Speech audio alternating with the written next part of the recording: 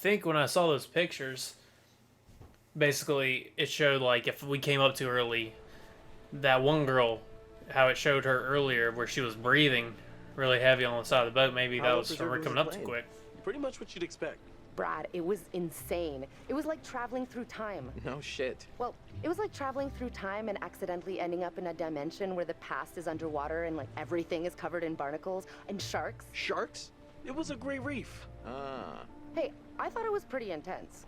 Wasn't Conrad gonna get us some more beers after he helped Fliss? Maybe he decided, hey, I'll drink some, and then he got drunk. And since he was drunk, he forgot to bring it to us. And he just kept on drinking, and he drank all of it. Sounds like you've had some experience with this kind of phenomenon. Yeah, I've been studying it for years. I'll go look for him. Oh, we found a bullet lodged in the plane. Huh. I left it below deck if you want to check it out.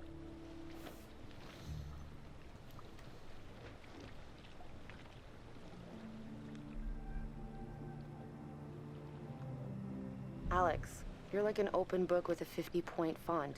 I can read you from a mile away. Something's up. It's nothing. I'm fine. Bullshit. You're like Monsignor Mopington over here. Julia, are you happy? Well, yeah, of course. Why would you ask me that? I guess I'm just kind of anxious about, like, our future. You know? What's next? I think we've got a long and happy future together. I do. Really. You know, you're pretty much the best thing that ever happened to me. Well, okay. Where's this coming from? I don't know, just feeling good. You know where everybody is? I'll go get him. Why don't you just chill out here? Hey, you seen my brother? Or Fliss? No, I got distracted. Let's go get him. Sure. Distracted by what?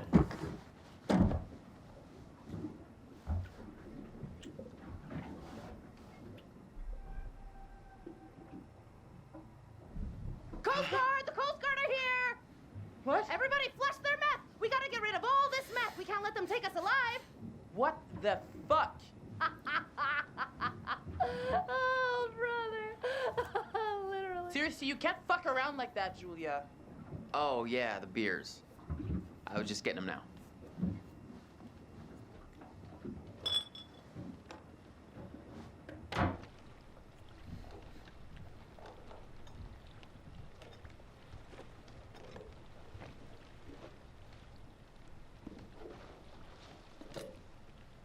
All right, now that everybody's here, let's take a look at the navigator's pad we found.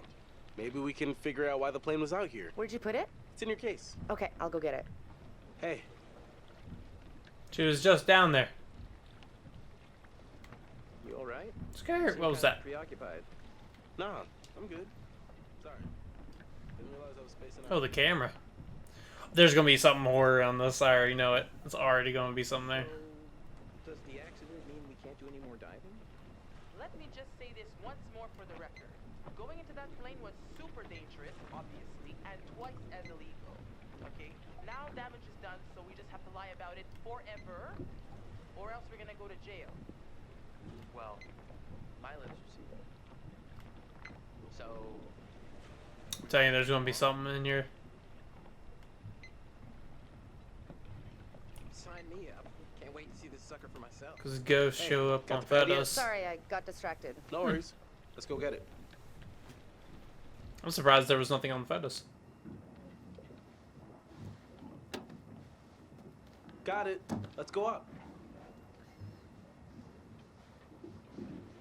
Come here, you vixen. Easy, Tiger. We should get back. Right here.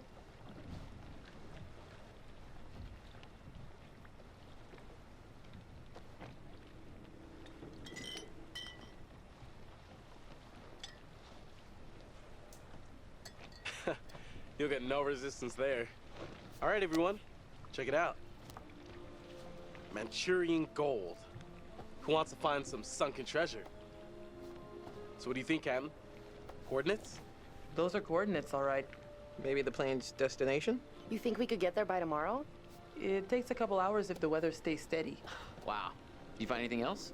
There was a flight plan on board that seemed to indicate it was a rescue plane. Yeah, that makes sense. After the war, they turned long-range bombers into rescue planes. And then this plane must have been shot down because it was riddled with bullet holes. I found one lodged in the fuselage. Huh. And it was full of life rafts. Must have gotten shot down before they could deliver all the rafts. There was only one missing. Reckless, all of you. Excuse me? I told you to leave everything down there alone. Oh, come on. We've been through this already. I'm not talking about the love. No, hey, they were respectful. No, you did whatever you wanted. Whatever you took, it was too much. Oh, come on. No one knows we've even been down there. And I don't think ghosts can talk. You Americans are all the same, huh? Wow. No respect for anyone else's traditions. You should have never gone down to that plane in the first place. It's bad luck. You think you can scavenge down there and it makes no difference, but every single thing you bring back has an essence. It's like a ghost you invite to the surface. Here we go. Huh.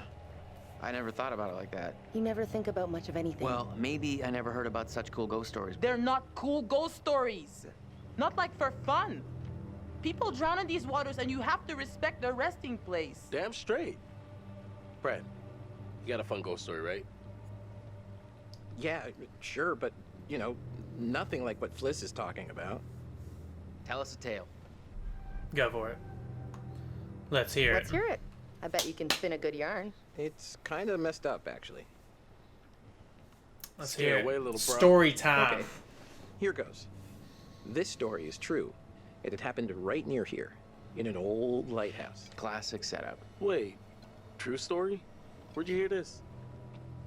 Ah, well, down by the dockside, I found an ancient old man, skin like a leather book, eye patch, wooden leg, the whole 9 yards. And for $1, he told me his secrets. Seems legit.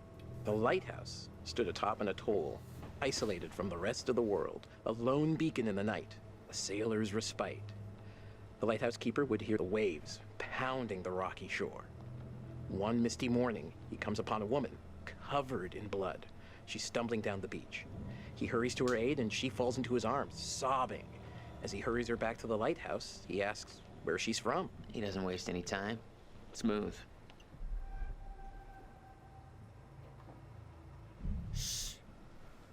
The woman answers, I live here, in the lighthouse. My parents are upstairs right now. Twist. Of course, the lighthouse keeper says, that isn't so. Of course, he's lived there alone for years. And the woman becomes hysterical and insists her parents are upstairs.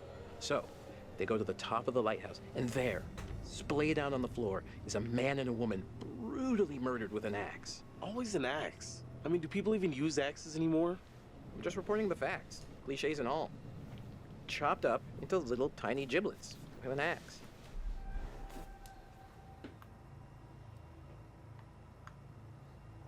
You know, sometimes you have to embellish the facts a little to get at the deeper truth. It's okay. Exactly. Okay, so who did it? The woman says, it was my husband.